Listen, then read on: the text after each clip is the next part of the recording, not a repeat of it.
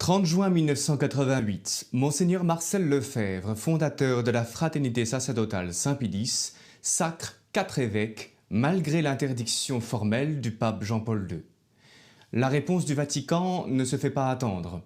Le lendemain, 1er juillet 1988, le cardinal Gantin, préfet de la Congrégation des évêques, déclare officiellement que cet acte a fait encourir à Monseigneur Lefebvre l'excommunication prévue par la loi de l'Église dans le Code de droit canonique, à la fois pour schisme et pour sacre sans mandat pontifical. La même peine touche Monseigneur Antonio de Castro-Mayer en tant que co-consécrateur, ainsi que les 4 évêques nouvellement sacrés, Bernard Felay, Bernard Tissier de Malray, Richard Williamson et Alfonso de Galarreta. Le lendemain, 2 juillet, le pape Jean-Paul II publie le document Ecclesia Dei afflicta. L'Église de Dieu est affligée, dit-il, par les sacres de Monseigneur Lefebvre. Il condamne ce qui constitue à ses yeux un acte schismatique et affirme qu'il y a eu une excommunication automatique. Près de 21 ans plus tard, le 21 janvier 2009, le pape Benoît XVI levait les excommunications pesant sur les 4 évêques qui furent sacrés en 88. À ce jour, aucune peine d'excommunication ne pèse plus sur la fraternité et ses évêques. Alors aucune peine ne pèse aujourd'hui sur la fraternité Saint-Pie-X. Mais qu'en était-il en 88 ? Lors de la levée des excommunications en 2009, le supérieur général de la fraternité à l'époque, Monseigneur Felay, avait exprimé sa gratitude envers le pape Benoît XVI, mais tout en prenant le soin de rappeler que la fraternité Saint-Pie-X a toujours contesté la validité de cette peine. Il s'agissait de remercier de cet acte, non pas parce qu'il aurait réellement retiré une peine existante, mais parce qu'il corrigeait, au moins pour le futur, une fausse réputation qui existait dans l'esprit des gens. Mais alors, qu'est-ce qui autorisait la fraternité à contester cette peine déjà avant 2009 ? Et Monseigneur Lefebvre, est-ce qu'il n'était pas au courant de l'immense gravité de cette peine dont il savait qu'elle lui serait infligée puisque c'est dans le droit? Pourquoi donc a-t-il estimé de son devoir de passer outre? Et c'est ce qu'on va voir aujourd'hui. L'excommunication est une censure par laquelle on est exclu de la communion des fidèles, nous dit le dictionnaire de droit canonique. Une censure, c'est une peine spirituelle. En l'occurrence, il s'agit de punir un acte grave en mettant le fauteur en dehors de l'Église. L'excommunié ne fait plus partie du corps de l'Église. En conséquence, l'Église ne lui accorde plus rien de ce qui vient d'elle. Il n'a pas plus de droit qu'un païen. L'excommunication est la peine la plus grave de l'Église et tout catholique doit la redouter. D'où l'importance de savoir si Monseigneur Lefebvre a réellement été excommunié. Une excommunication peut tomber sur quelqu'un de 2 manières, qu'on appelle ferende sententiae ou late sententiae. L'excommunication ferende sententiae, c'est une sentence prononcée volontairement par un acte de l'autorité, soit du pape, soit d'un évêque dans son diocèse. De l'autre côté, l'excommunication est dite late sententiae. Cela signifie qu'elle est automatique pour certaines fautes très graves, sans même que l'autorité ait besoin de prononcer une sentence. Par exemple, le droit prévoit que celui qui profane la Sainte Eucharistie est excommunié ipso facto, c'est-à-dire par le fait même. Mais même si c'est automatique, si cette peine est tombée sans déclaration, les autorités de l'Église peuvent en plus en faire une constatation officielle. On appelle cela une sentence déclaratoire. Et dans ce cas, l'autorité ne crée pas la peine, mais se borne simplement à déclarer qu'elle est tombée automatiquement. C'est une constatation. La sentence à l'encontre de Monseigneur Lefebvre est de ce dernier type. Le cardinal Gantin ne prononce pas une peine contre Monseigneur Lefebvre, mais se borne simplement à constater que, selon lui, cette peine est déjà tombée automatiquement. Reste que ni le cardinal, ni même le pape d'ailleurs, ne sont infaillibles en matière judiciaire, en matière de jugement sur une personne. Il faut encore se demander si cette constatation est juste, si elle correspond à la réalité. On voit qu'elle repose sur 2 chefs d'accusation. Premièrement, le schisme, et deuxièmement, le sacre sans mandat pontifical. et chacun de ces deux délits, à eux seuls, déclenche une excommunication automatique. Et quand bien même le premier ne serait pas valide, il y aurait le second et inversement. Et ce sont donc ces deux chefs d'accusation qu'il faut analyser aujourd'hui.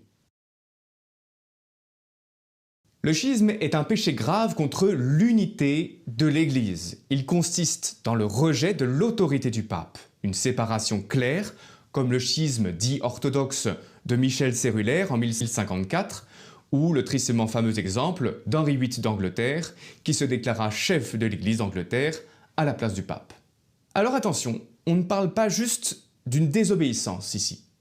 Le schisme ne consiste pas seulement dans le rejet des ordres de l'autorité, mais dans le rejet de l'autorité elle-même, sans quoi le moindre prêtre qui désobéirait aux droits de l'Église serait schismatique et excommunié. Les théologiens et canonistes distinguent systématiquement le schisme de la désobéissance, qu'il ne faut pas confondre. Un grand théologien et cardinal, Cachetan, disait par exemple, à propos du schisme, « Si obstinée soit-elle, la désobéissance n'est pas un schisme, tant qu'elle ne comporte pas une révolte contre la fonction du pape et de l'Église. Même si le désobéissant a très gravement tort de désobéir, il ne sera pas schismatique pour autant. Il arrive en effet souvent de ne pas vouloir suivre un ordre d'un supérieur, tout en reconnaissant son autorité. » Et le cardinal ajoute cette remarque intéressante. Si quelqu'un tient raisonnablement pour suspecte la personne du pape et refuse non seulement sa présence mais encore son jugement, il n'encourt aucune accusation de schisme ou d'un autre vice pour cela. La personne du pape peut gouverner en tyran, et ce d'autant plus facilement qu'elle dispose de plus de puissance. Un autre théologien, et aussi cardinal d'ailleurs, Jean de Torquemada, pas confondre avec l'inquisiteur, définit de manière intéressante le schisme comme une division illicite qui intervient seulement lorsqu'on se sépare du pape par désobéissance à des ordres qui sont licites, honnêtes et qui relèvent de sa juridiction. Parce que si le pontife romain donnait des ordres mauvais en soi, par exemple contraires à la loi divine, à la foi ou contraires au salut des âmes, en de telles occurrences, la désobéissance au pontife romain, c'est-à-dire le pape, ne serait pas illicite, et donc il ne peut y avoir de schisme. Plus récent, le cardinal Journet dit, lui, que le schisme suppose plus qu'une désobéissance, à savoir une rébellion. Je refuse, dans telles circonstances, de reconnaître le pape comme mon supérieur. Je proclame concrètement mon droit d'agir comme un tout séparé.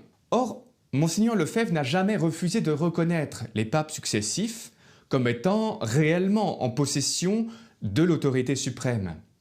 Il ne cherchait pas à fonder une église distincte à part entière, mais à continuer la Fraternité Saint-Pédis qu'il a fondée de manière régulière au sein de l'église avec l'approbation des autorités à l'époque. Il a cherché d'autant plus à continuer son œuvre que la foi, il le voyait, était mise en péril à l'intérieur même de l'Église. Ce que Monseigneur Lefebvre rejetait, ce n'était pas l'autorité du pape en elle-même, mais l'usage abusif qu'il faisait de son autorité pour aller contre le bien de l'Église. Et c'est de cette manière qu'il pouvait se dire soumis à un pape dont il rejetait un usage abusif de l'autorité allant à l'encontre de la raison d'être de la fonction papale. Car il faut distinguer la personne du pape de sa fonction. Et la personne n'est pas toujours, malheureusement, à la hauteur de sa fonction. Même des théologiens modernes ont reconnu le mal fondé de l'accusation de schisme à l'encontre de Monseigneur Lefebvre. Alors attention, la Fraternité Saint-Pédis ne base pas son jugement sur l'avis des théologiens modernes, mais il s'agit de relever quelques affirmations qui vont dans notre sens jusque dans le camp adverse. Monseigneur Valdrini, par exemple, qui a été recteur de l'Institut catholique de Paris au moment des sacres, en 88, a affirmé alors « L'excommunication de Monseigneur Lefebvre sanctionne sa désobéissance grave et n'implique pas nécessairement un schisme. » Le cardinal Castillo-Lara, président de la commission pontificale pour l'interprétation authentique du droit canonique, a déclaré à propos des sacres que le simple fait de consacrer un évêque n'est pas en soi un acte schismatique. Le cardinal Castrionoios encore, qui fut président de la commission pontificale Ecclesia Dei, a déclaré au moins 5 reprises dans des interviews publiques que la fraternité n'était pas dans une situation de schisme, En 2007, il déclarait que les évêques, les prêtres et les fidèles de la fraternité Saint-Pédis ne sont pas schismatiques. Encore, Monseigneur Pozzo, qui était chargé par Rome des relations avec la fraternité, a aussi affirmé en 2018 qu'il n'y avait pas de schisme. En fait, la mention du schisme dans le décret d'excommunication du 1er juillet était étrange parce que l'avertissement d'abord envoyé par le cardinal Gantin le 17 juin 88, quelques jours à peine avant les sacres, ne faisait mention que de l'excommunication pour le deuxième titre, pour le sacre sans mandat et pas de celle pour schisme. Plus récemment encore, Monseigneur Wander, ancien évêque de Coire en Suisse, qui s'était retiré dans une des maisons de la fraternité, a rapporté que lors d'une conversation qu'il a eue avec le pape François en personne, le pape lui-même lui a dit que la fraternité Saint-Pédis n'est pas schismatique. In diesem Sinn hat sich Papst Franziskus mir gegenüber geäußert und gesagt, sie sind keine Schismatiker. Alors nous avons répondu à la question du schisme, mais nous avons encore le problème du sacre épiscopal sans mandat. En effet, quand un évêque doit consacrer un autre évêque, il doit toujours disposer d'un mandat délivré par le pape. Il est même prévu de lire ce mandat dans le rituel du sacre. Monseigneur Lefebvre avait fait lire un texte de substitution à la place. Et là, donc, ça paraît parfaitement clair, hein, le droit prévoit l'excommunication automatique à l'encontre de l'évêque qui sacre sans mandat. Et c'est clairement ce qui s'est passé. Monseigneur Lefebvre n'a fait aucun mystère là-dessus. Seulement, le même droit canonique prévoit sagement des causes excusantes pour les délits. Parce que le problème des peines automatiques, c'est qu'elles sont automatiques et on ne sait pas quand et sur qui elles tombent.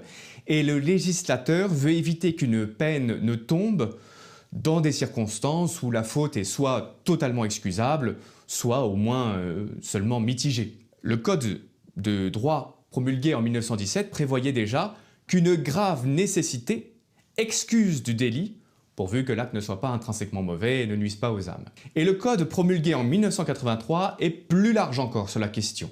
N'est punissable d'aucune peine la personne qui, lorsqu'elle a violé une loi ou un précepte, a agi forcée par une crainte grave, c'est pas le cas, même si elle ne l'était que relativement, ou bien poussée par la nécessité, ou pour éviter un grave inconvénient, à moins que l'acte ne soit intrinsèquement mauvais ou qu'il ne porte préjudice aux âmes. Chose d'ailleurs étrange et critiquable dans ce nouveau code de droit, cette excuse est valable même si le fautif a seulement cru subjectivement être dans la nécessité. Et le code prévoit encore que même si l'acte était intrinsèquement mauvais ou nuisible aux âmes, la peine devrait alors être diminuée. Et dans ce cas-là, les peines automatiques, late sententiae, ne tombent pas.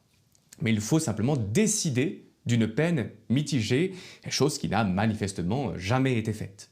Et on pourrait encore ajouter qu'en cas de doute si une peine tombe ou non, un principe général du droit de l'Église veut qu'on prenne toujours la solution la plus favorable à l'accusé. Et Monseigneur Lefebvre a justement manifesté qu'il faisait ces sacres poussés par la nécessité. Et pas juste une nécessité subjective, simplement ressentie de son côté, mais bien une nécessité objective et pour le salut des âmes. C'est pourquoi il a parlé de l'opération survie de la tradition, pour que les fidèles catholiques puissent continuer à bénéficier des sacrements traditionnels et d'un enseignement traditionnel non frelaté. Cela implique d'avoir des prêtres traditionnels, ce qui implique à son tour d'avoir des évêques traditionnels, puisqu'il faut des évêques pour ordonner des prêtres. Reste une question plus compliquée qui est un peu à l'intersection des deux problèmes précédents, du schisme et du sacre sans mandat.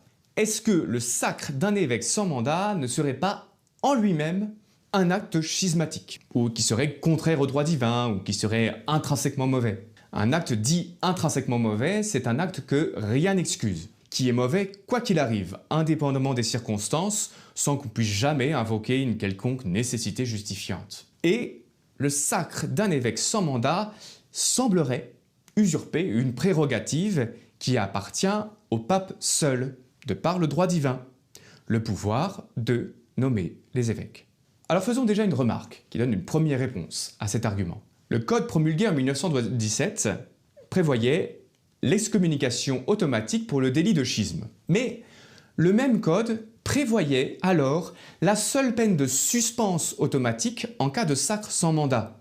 La suspense, en fait, c'est une censure inférieure à l'excommunication. Donc si le sacre était en lui-même un acte schismatique, il nécessiterait une peine d'excommunication, puisqu'il serait nécessairement lié à un schisme. Donc ou bien le code de 1917 est incohérent parce qu'il donnerait une peine moindre pour un acte qui nécessiterait l'excommunication, ou bien le droit traditionnel de l'Église considère que le sacre sans mandat n'est pas de soi un acte de nature schismatique. Et il est évident que le code de 1917 n'est pas incohérent et qu'il faut prendre la deuxième solution.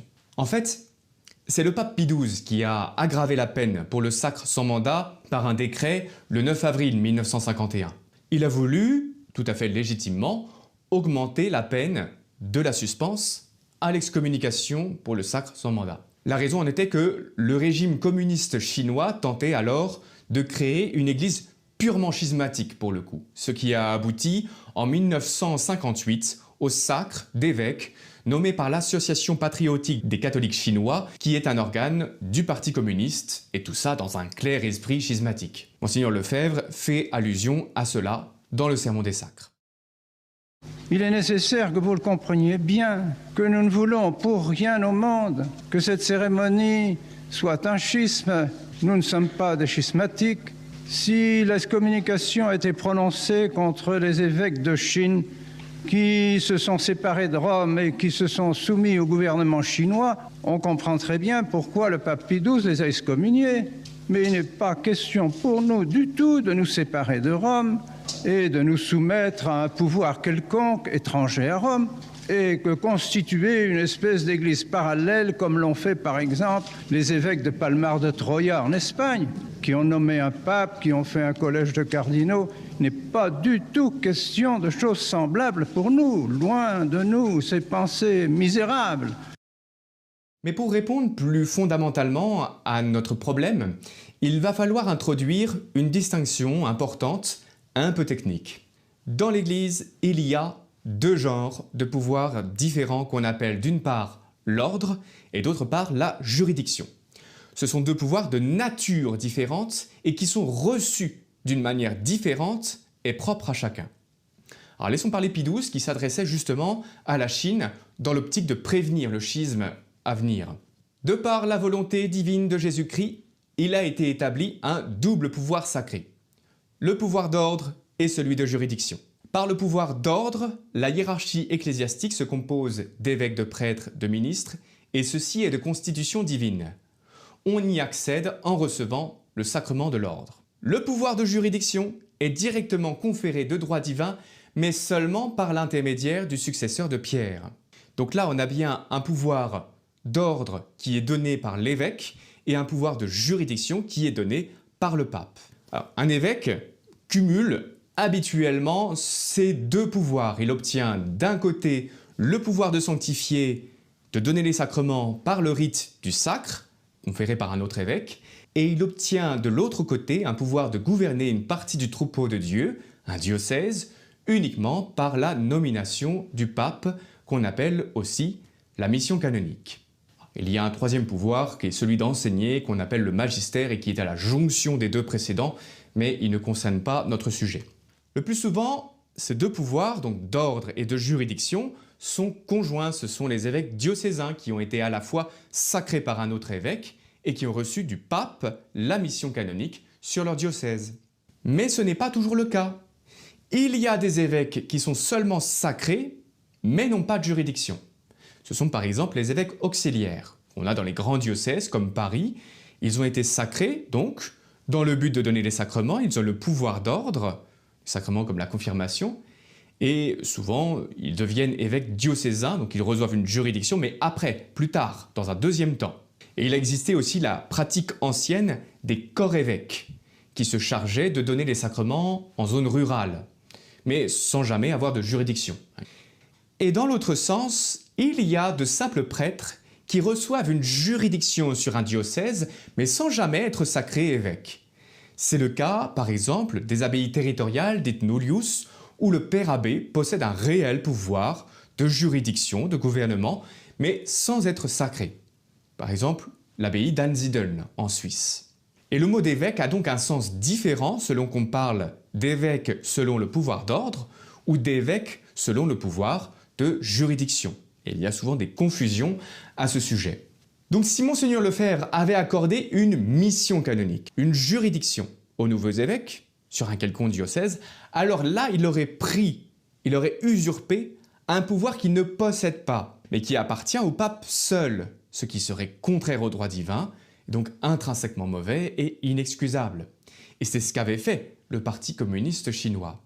Mais Monseigneur Lefebvre ne s'opposait pas au droit divin en conférant seulement le sacre épiscopal sans juridiction sur un diocèse. Et c'est pourquoi il a bien précisé qu'il nommait des évêques auxiliaires seulement. Déjà, l'année qui précédait les sacres, il disait « S'il fallait un jour consacrer des évêques, ceux-ci n'auraient pour fonction épiscopale que d'exercer leur pouvoir d'ordre, ils n'auraient pas de pouvoir de juridiction, n'ayant pas de mission canonique. » Il a d'ailleurs soigneusement évité de sacrer le supérieur général de la fraternité à l'époque, à savoir l'abbé Schmidberger, pour manifester ce simple rôle d'auxiliaire des nouveaux évêques qui n'ont pas de pouvoir de gouvernement.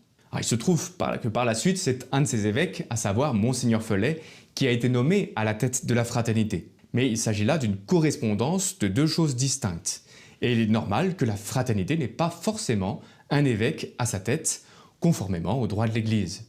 Monseigneur Valdrini, déjà cité, avait donc dit à juste titre à l'époque « Ce n'est pas la consécration d'un évêque qui crée le schisme, ce qui consomme le schisme est de conférer à cet évêque la mission apostolique. » Et il n'est pas non plus inutile de mentionner la thèse de l'abbé Gerald Murray, un Américain, docteur en droit canon, pas traditionnaliste, et qui a soutenu sa thèse de droit à l'université grégorienne à Rome sur le sujet de la fraternité Saint-Pédis en 1995.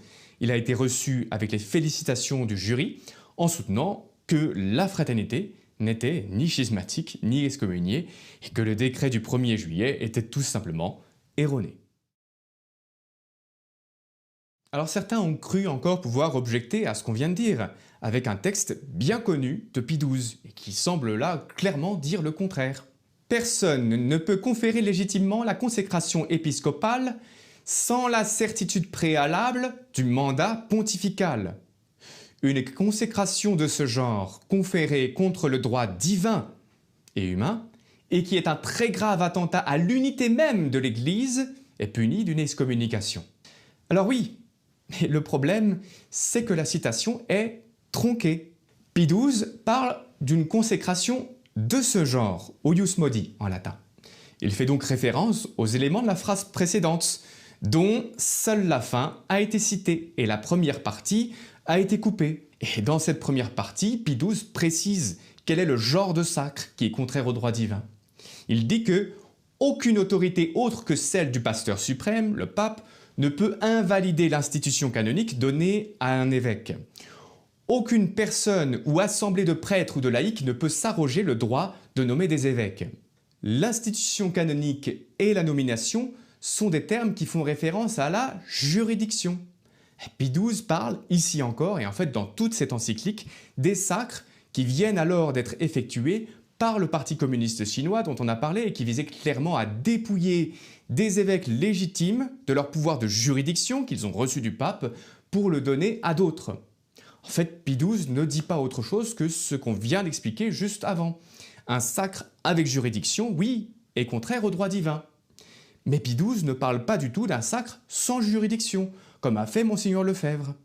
On retrouve la même erreur de hors-sujet avec bien d'autres citations du magistère où les papes envisagent un sacre avec juridiction, parce que c'est tout simplement l'écrasante majorité des cas. Et on voit beaucoup ce genre de procédé malheureusement sur internet où quelqu'un sort une flopée de citations copiées-collées mais mal comprises. Mais accumuler 15 citations hors sujet ne va pas magiquement donner raison à qui que ce soit. Et dans le même genre, on nous a également opposé un passage de saint Thomas d'Aquin qui dit qu'il faut se soumettre à une excommunication même injuste parce que c'est le plus méritoire.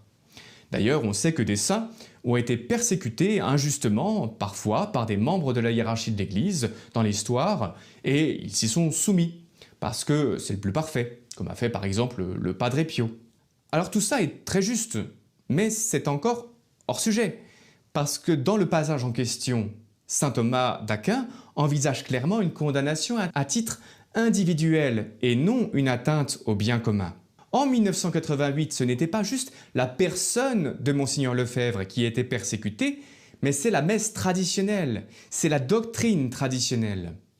C'est un peu comme la question dans l'Évangile de tendre l'autre joue. Si on vous frappe personnellement sur la joue droite, alors il est plus parfait, oui, de tendre l'autre joue. Mais si on frappe votre mère, vous n'allez pas tendre la joue de votre mère. Ce serait parfaitement idiot, parce que ce n'est pas une offense qui est faite à vous. Et si on frappe votre patrie, vous n'allez pas faire tendre l'autre joue à votre patrie. Ce serait une trahison. Voilà, il y a une distinction entre l'offense personnelle et un problème relatif au bien commun. Alors jusqu'ici, on est resté surtout sur le plan juridique. Et ce n'est pas tout à fait suffisant. Il reste des questions non juridiques, de morale. Même si on admet l'invalidité de l'excommunication, il reste que la désobéissance, c'est un péché, non? Alors est-ce qu'on peut s'asseoir sur le droit? Désobéir au pape comme ça? Le fond du problème est au-dessus du droit. Il est théologique. Le droit n'est qu'une mise en application de principes théologiques. En 2010, en France, les élèves qui passaient leur bac en filière L ont eu, lors de l'épreuve de philosophie, à commenter un texte qui présentait un épineux problème en rapport au nôtre. Ce texte était tiré de la Somme théologique de saint Thomas d'Aquin. Le docteur de l'Église y remarquait que la loi statue que les dépôts doivent être rendus. On parle là en gros de retirer un objet ou une somme d'argent déposée dans une des banques de l'époque. Et saint Thomas remarque que cette loi est évidemment juste, de manière générale, mais qu'elle peut s'avérer nocive dans des cas particuliers. Par exemple, si un fou a mis une épée en dépôt et qu'il la réclame au moment d'une crise, et puis il veut aller tuer quelqu'un. Ou encore, si quelqu'un réclame une somme d'argent, mais pour combattre sa patrie, clairement. Saint Thomas d'Aquin affirme alors « En ces cas et d'autres semblables, le mal serait de suivre la loi établie. » Le mal serait de suivre la loi établie. Le bien est, en négligeant la lettre de la loi, d'obéir aux exigences de la justice et du bien public. Autrement dit, dans ce cas-là, c'est en désobéissant à cette loi qu'on remplit vraiment la justice. Alors en principe, la loi a un but, une finalité qui est la justice. Mais à cause de son caractère général, il arrive dans des cas particuliers, non prévus, qu'elle ne serve pas ce pourquoi elle existe. Et alors il ne faudra pas bêtement dire « c'est la loi », mais il faut faire fonctionner son bon sens et revenir au principe. Si la loi ne sert plus la justice dans un cas particulier, alors il faut servir la justice contre la lettre de la loi. Alors on ne va pas pouvoir passer 4 heures à disserter là-dessus, encore que ce serait intéressant. Saint Thomas d'Aquin parle ici d'une vertu qu'on appelle l'épikie et qu'il reprend d'Aristote. C'est une notion de bon sens, naturelle, et qui a trouvé sa place dans tous les manuels de théologie morale et de droit canonique. Et c'est valable de toute loi humaine, que ce soit dans la société civile ou dans l'Église. Alors évidemment, on comprend qu'on peut largement abuser d'une telle notion qui peut être dangereuse pour un esprit mal éclairé et qui se dispenserait trop facilement de la loi en imaginant remplir une fausse justice dans un sens qui nous arrange. Alors c'est vrai, mais ce n'est pas parce qu'on craint un mauvais usage d'un principe qu'on doive le nier. Le dictionnaire de théologie catholique, un ouvrage de référence, nous dit « Dans l'épikie, c'est la conscience individuelle qui réclame contre le texte, qui prétend rester libre malgré le texte. Elle juge que la loi ne s'applique pas dans tel cas particulier, que le législateur n'aurait pas voulu qu'elle s'appliquât dans telles circonstances exceptionnelles, s'il les avait prévues. Son principe est indiscutable et il n'y aurait pour le combattre que ceux qui ont la superstition de la légalité. » Alors attendez, on parle de liberté de conscience là. Est-ce que Mgr Lefebvre ne s'est pas justement opposé à la liberté de conscience? Est-ce que ce n'était pas un de ses principaux combats? Alors évidemment, oui, des esprits pas très bien formés se sont jetés sur cette contradiction apparente en disant que Mgr Lefebvre prêche une liberté de conscience qu'il combat par ailleurs. Mais la contradiction n'est qu'apparente pour celui qui manque de faire les distinctions nécessaires entre conscience droite et conscience erronée, selon que la conscience se conforme ou non à la vérité objective. L'une et l'autre n'ont pas les mêmes droits. Mais c'est un autre vaste sujet qu'il faudra traiter à part. En fait, le problème fondamental, c'est le contexte dans lequel s'exerce ce jugement de l'Épikée, à savoir la crise de l'Église. C'est-à-dire cette situation dans laquelle les autorités, même les plus hautes dans l'Église, favorisent la destruction de la foi catholique. Alors attention, il ne s'agit pas d'imputer cette faute à l'Église elle-même, qui est sainte, mais à ses autorités, parce qu'elles ne sont pas toujours à la hauteur de leurs tâches.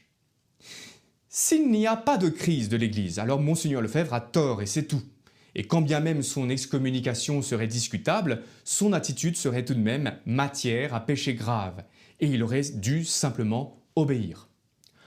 En revanche, s'il y a véritablement une grave crise, au point que les autorités, même les plus élevées, utilisent la structure de l'Église pour la faire servir un but étranger et contraire à son essence, alors l'attitude de Monseigneur Lefebvre, qui estime qu'il ne peut pas s'y soumettre, se justifie pleinement et demeure même la seule valable. On ne peut pas se soumettre à des choses, à des ordres mauvais. Et Monseigneur Lefebvre n'a pas donné des coups dans le vide contre des problèmes inexistants ou exagérés.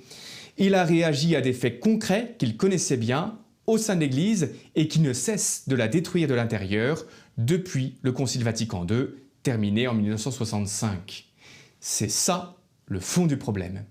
Alors ça appelle le développement de bien d'autres sujets pour mettre en évidence cette crise profonde. Il faudrait étudier le Concile Vatican II lui-même, la question de la liberté religieuse, de l'œcuménisme, de la scandaleuse réunion d'Assises en 1986, de la Nouvelle Messe et bien d'autres choses encore. Et en sens contraire, il faut également étudier les objections qui nous sont opposées, comme la question de l'infaillibilité de l'Église, du magistère, de la suppléance de juridiction, etc. Toutes choses que Monseigneur Lefebvre a étudiées sérieusement. Il n'a pas agi à la légère ou dans l'ignorance des principes fondamentaux de la foi catholique. Pour comprendre ça, eh bien, il faut se former, il faut lire et pas juste regarder des vidéos qui ne pourront jamais aller au fond des choses. Et vous trouverez donc quelques ouvrages à lire en commentaire de cette vidéo. Alors au final, un défenseur de la foi excommunié par le pape, ça paraît quand même gros. Et pourtant, il est indubitable que cela a déjà eu lieu. Nous avons un exemple historique bien connu, de taille, lors de la crise de l'hérésie arienne au IVe siècle. Tandis que, selon la formule de saint Jérôme, le monde gémissait de se réveiller arien, c'est-à-dire comme subitement contaminé tout entier par l'hérésie du diacre Arius, qui niait la divinité de Jésus-Christ, et que la plupart des évêques avaient suivi ce mouvement, le pape Libère lui-même, dans un mouvement de faiblesse face aux pressions, prononçait l'excommunication contre saint Athanase, qui lui gardait la foi du concile de Nicée en la divinité de Jésus-Christ. Dans un ouvrage de référence sur la foi catholique qu'on appelle le Denzinger, on trouve par exemple cette lettre où le pape Libère affirme « Le dit Athanase est exclu de la communion avec moi, c'est-à-dire de la communion avec l'Église romaine. » Ou cette autre lettre où le pape dit « Athanase se trouvant exclu de la communion avec nous tous, etc. » Et ces lettres nous sont d'ailleurs rapportées par saint Hilaire de Poitiers, grand-père de l'Église, qui les déplore. Alors oui, certains ont contesté la chose et ont prétendu que ces lettres du pape Libère étaient fausses, mais avec des arguments peu pertinents et non reçus par la plupart des historiens. Et en fait, il existe bien d'autres preuves que ces seules lettres. Le cardinal et historien Baronius, au XVIe siècle, avait déjà admis, sans faire de difficulté, l'authenticité de cette excommunication par Libère contre saint Athanase, et bien d'autres docteurs catholiques l'ont admis en tout temps sans difficulté. Le dictionnaire apologétique de la foi catholique, qui tâchait pourtant d'essayer d'excuser le pape Libère, est forcé d'avouer au final qu'Athanase ait été sacrifié, c'est un fait qu'on ne peut révoquer en doute, puisqu'il se trouve consigné dans les écrits d'Athanase lui-même, dans ceux d'Hilaire de Poitiers, et confirmé par une tradition persistante. Et dans cette histoire, remarquez que saint Athanase ne pouvait pas utiliser d'arguments canoniques comme on l'a fait en partie. On est en face d'une excommunication pure et simple, décidée par le pape et non pas d'une sentence automatique. Et heureusement, saint Athanase ne s'y est pas soumis, parce qu'il fallait remonter au principe théologique, tout simplement de la sauvegarde de la foi catholique. Saint Athanase avait la foi pour lui, et l'histoire lui a finalement donné raison contre le pape, et il n'y a sans doute qu'à attendre pour que l'histoire donne un jour raison à Monseigneur Lefebvre.